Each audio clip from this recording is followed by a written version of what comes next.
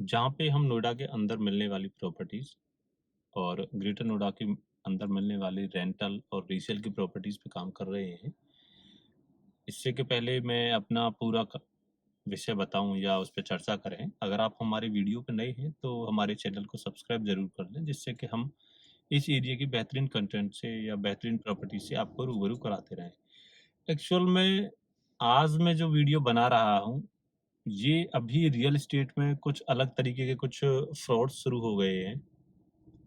जैसे कि आप पे विजिट के नाम पे पैसे लेना, या जो लोग बाहर से रिलोकेट होके आ रहे हैं उनसे लोग रेंटल के लिए, प्रॉपर्टीज के लिए ओनर के बिहाफ पे ही पैसे ले लेते हैं, और लोगों को यहाँ आके बहुत ही गंदा एक्सपीरियंस हो रहा होता है।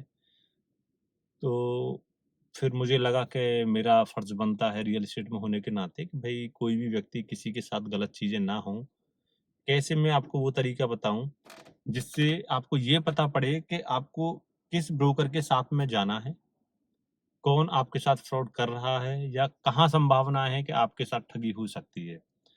तो अभी मैं रिसेंटली एक देख रहा हूँ, जैसे कि अभी मैंने कुछ टाइम पहले भी एक फीडबैक आया था मुझे, भाई लोग आजकल over the call he listings डाल देते हैं पोर्टल पे, हाउसिंग मैजिक 99 एकर्स पे। और मजे की बात ये हो रही है कि लोगों ने ऐसी ऐसी जगह 1 BHK और 8-8 10-10 हजार 5-5 हजार रुपए में डाल रखे हैं, जहाँ पे पहली बात तो सोसाइटी के अंदर, उस अपार्टमेंट के अंदर 1 BHK के कॉन्सेप्ट के फ्लैट ही नहीं है। दूसरा, रेट की अगर बात करो तो भाई साहब, अगर जहाँ 20 हजार का रेंट होगा वहां उन्होंने 10 हजार 12 हजार में डाल रखा है, जिससे कि लोग आसानी से उनकी तरफ अट्रैक्ट हों। फोटोज की अगर बात करो तो आप यकीन करिएगा भाई साहब, 5 स्टार होटल फील है, इतना गजब का फोटो डाल देते हैं वो। साथ में ही लोग क्या करते हैं, जिनके बजट नहीं होते, या जो व्यक्ति इस एरिया पे जिस पे भी वो प्रॉपर्टीज है वो नया है, तो उन्हें नहीं पता होता और उनके साथ कनेक्ट कर लेते हैं। अब जिसे आना होता है उनके साथ वो बातचीत करते हैं, तो अंत में एक चीज बताते हैं कि सर फ्लैट तो मिल जाएगा और ओनर से भी बात हो जाएगी, बट आपको क्या होगा, एक विजिट पास बनेगा, विजिटिंग पास आपका उस प्रॉपर्टीज का, और उसके अगेंस्ट आपको जो है 2 हजार रुपये या 2100 रुपये आपने देने हैं। हो सकता है अमाउंट इससे कम या ज्यादा भी हो जाए, आपको पैसे देने होंगे जी, और आप आ जाइए।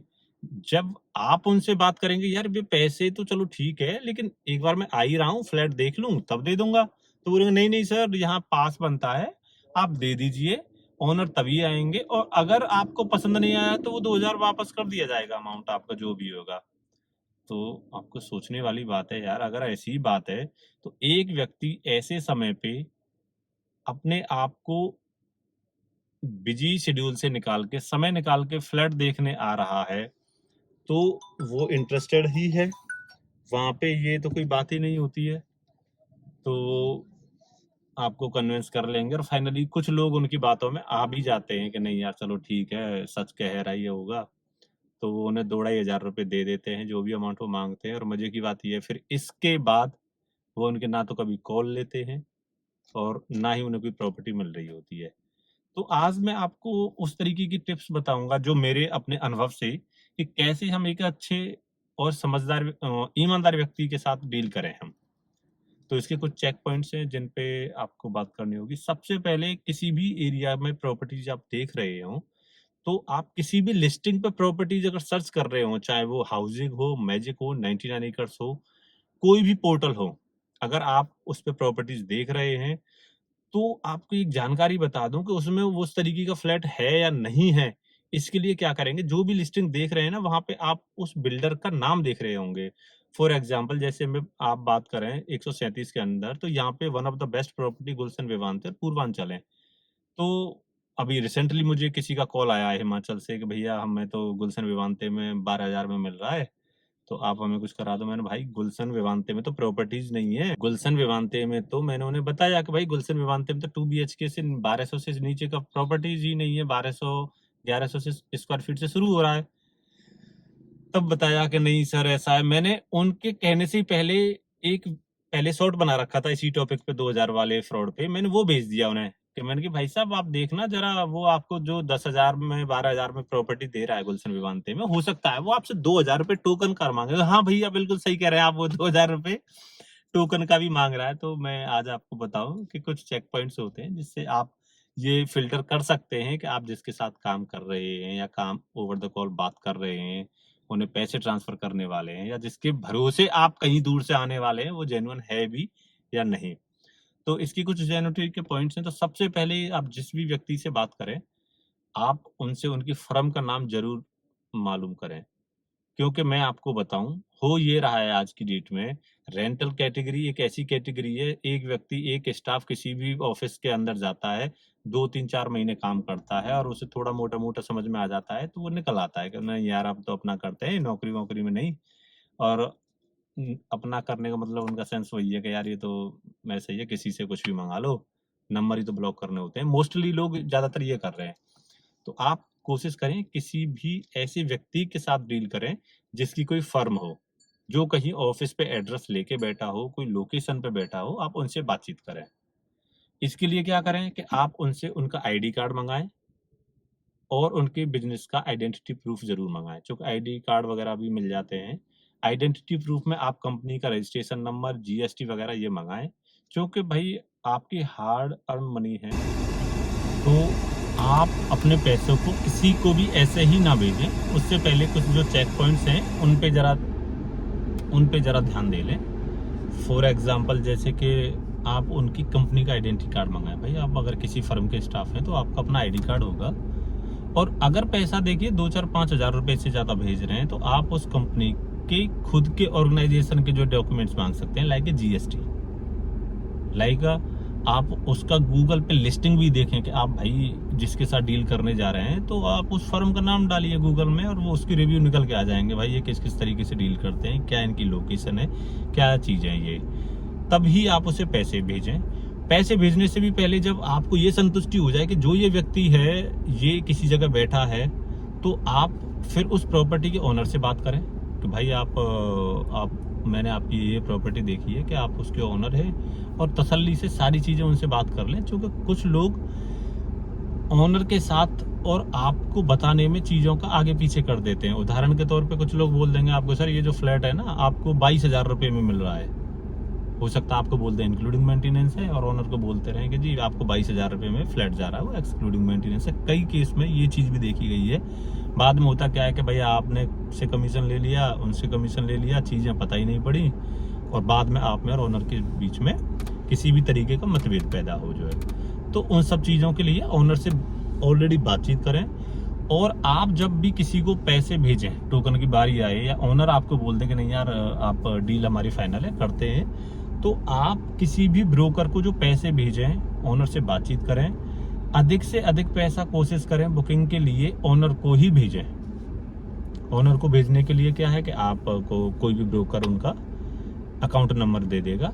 ज़्यादातर कोशिश करें कि एडवांस रेंट है या सिक्योरिटी है ब्रोकर को ना दिया जाए, अगर उस केस में कि जब तक कोई ओनर खुद ना कह दे कि आप इन्हें ही भेज दीजिए, कोई दिक्कत नहीं है।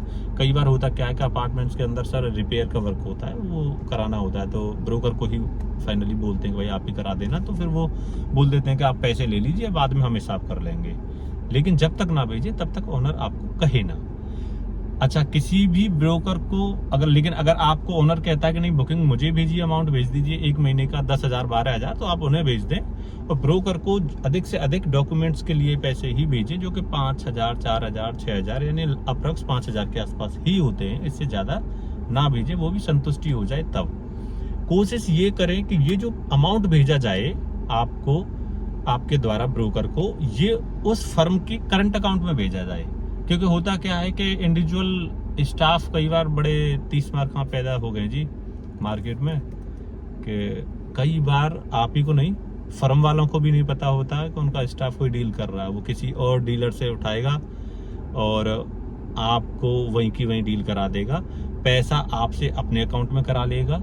तो इसलिए बेहतर है भाई साहब आप सीधा स्पष्ट बोलिए, भाई साहब हम आपकी फर्म के अकाउंट में पैसे भेजेंगे, जिससे कि कल को अगर उसका फोन स्विच ऑफ जाए, आपने ये चेक कर लिया कि ये फर्म एग्जिस्ट करती है, तो आप आके उस एड्रेस पे बात तो कर लें कि भाई साहब मैंने फर्म के अकाउंट में भेजे हैं पैसे, मुझे आप या तो चीज़ें मुझे मेरी वो सर्विस या जो भी मैंने प्रोडक्ट लिया है वो दीजिए, अदरवाइज़ मेरे पैसे रिफ़ंड आपको करने होंगे जो है। तो स्टाफ से इस तरीके से बचें। और अकाउंट, फर्म के अकाउंट में पैसे भेजने से ज़्यादा अच्छा कुछ हो ही नहीं सकता है। ओनर सही है नहीं सही है, ओनर से बातचीत कर लें। स्टाफ सही है नहीं सही है, आप जो है उसकी उस चीज़ से मालूम कर ही सकते हैं कि वो अपना आधार कार्ड भेजेगा आपको, अपना आईडी कार्ड भेजेगा, और कभी भी किसी भी स्टाफ को के अकाउंट में पैसे दें ही नहीं। ये सबसे मेन चीज़ समझें। और अभी जो ये 2000 का फ्रॉड चल रहा है, इससे ज़रूर बचें। किसी भी फर्म की ऑथेंटिकेशन के लिए मैंने बताया आपको जो है कि सबसे पहले आप उसके जिस भी स्टाफ से बात हो रहा है उसका आइडेंटिटी कार्ड लें, उसकी फर्म की जानकारी करें, कहाँ एग्जिस्ट करती है। कुछ लोग हाउस से भी काम कर रहे होते हैं, हालांकि उनमें कुछ ईमानदार भी हैं, लेकिन मोस्टली ऐसे ही हैं कि भाई साहब किसी भी सोसाइटी में बैठे हैं या किसी भी सोसाइटी के गेट पे खड़े हुए हैं, तो आप उनसे बच के रहें। और ये वीडियो उनके तो लिए नहीं है जो भी आप वॉच कर रहे हैं, कि अगर भाई साहब आप ये चाहते हैं ना कि किसी का 2000-4000 रुपये में काम हो जाए, तो फिर आपको ना कोई भी स्टाफ जो कि एग्जिस्टिंग ऑफिस लेके बैठे हुए हैं सही से सेटअप करके, वो नहीं मिलेंगे आपको। फिर जो है इन्हीं के साथ धक्के खाने पड़ेंगे। ये जो वीडियो मैं बना रहा हूँ ये उन लोगों के लिए बना रहा हूँ, मैंने देखा है लोग बहुत बहुत अच्छा पैसा देते हैं उनकी सर्विसेज का कि भाई हमें कोई परेशानी ना हो, लेकिन उन्हें परेशानी होती है। और एक विशेष बात, कोशिश ये करें कि जिस बंदे के खुद की कोई ऑथेंटिक नहीं है, ना ऑफिस है ना एड्रेस है, कहीं सिक्योरिटी गार्ड से नंबर ले लिया, कहीं मेन गेट पे खड़े होकर बात कर रहा है, आप उनको अवॉइड करें। बहुत ज़्यादा चांस होते हैं कि वो लोग आपको ज़रूर टोपी पहनाएंगे ही पहनाएंगे, क्योंकि रियल इस्टेट में सबसे ज़्यादा इस तरीके का फ्रॉड चल रहा है, खास करके रेंटल सेगमेंट में, कि कोई भी आदमी ब्रोकर बना बैठा है आज की डेट में। तो अगर आप किसी भी अच्छे बंदे से जो चाहते हैं कि जो है आपका काम चले या आपको ईमानदारी से कोई डील हो, तो आप जो है मेरे बताए हुए चेक पॉइंटों के द्वारा आप किसी को उस कसौटी पे कस सकते हैं। जो खरा व्यक्ति निकले उसके साथ आप डील करें। मेरी यही कामना होगी कि जो भी आपकी डील हो अच्छी हो। कोशिश ये हो कि ईश्वर करे आप किसी भी जो फ्रॉड व्यक्ति से ना मिले। अगर मिल भी जाए तो फिर एक गूगल पे अच्छा सा रिव्यू जरूर बनाएं जिस भी एरिया में है, कि भाई साहब ये फला फला मोबाइल नंबर के व्यक्ति इस नाम से काम करता है और ये उसका आधार कार्ड है। इससे जरूर बच के रहें, क्योंकि आदमी हो सकता है नंबर चेंज कर दे, हो सकता है अपनी फर्म का नाम चेंज कर दे, लेकिन कभी अपना आधार कार्ड नंबर चेंज नहीं कर पाएगा। तो ये जरा थोड़ा सा मेंशन कर देंगे तो होगा क्या कि आपके साथ अगर ठगी हो गई है तो भविष्य में किसी भी व्यक्ति के साथ ठगी होने के चांस कम रहेंगे, या कोई हो सकता है अवॉइड कर जाए उस महान व्यक्ति से जिसने आपके जो है पैसे पे ठगी की है। तो ये